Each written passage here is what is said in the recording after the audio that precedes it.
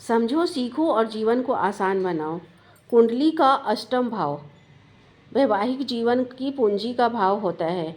यदि अष्टम भाव में शुभ ग्रह हो, शुभ ग्रह चंद्र, बुध, गुरु, शुक्र में से कोई ग्रह अष्टम भाव में हो तो वैवाहिक जीवन शांतिपूर्ण होता है। यदि अष्टम भाव में शुभ ग्रह ना हो, अगर अष्टम भाव में शुभ ग्रह की दृष्टि भी आ जाए, यदि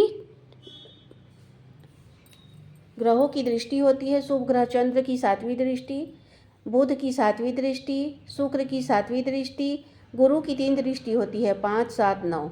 यदि चंद्र कुंडली के द्वितीय भाव में होगा, यह लगन है, पहला भाव, द्वितीय भाव होता है, द्वितीय भाव में अगर चंद्र होगा, बुध होगा, शुक्र होगा तो 7वीं दृष्टि से अष्टम भाव को देखेगा, 1, 2, 3, 4, 5, 6, 7।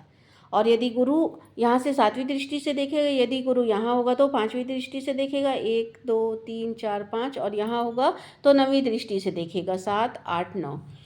तो यदि अष्टम भाव में शुभ ग्रह हो और अगर ना भी हो तो अगर अपनी दृष्टि से अष्टम भाव को शुभ ग्रह देखे तो वैवाहिक जीवन शांतिपूर्ण होता है।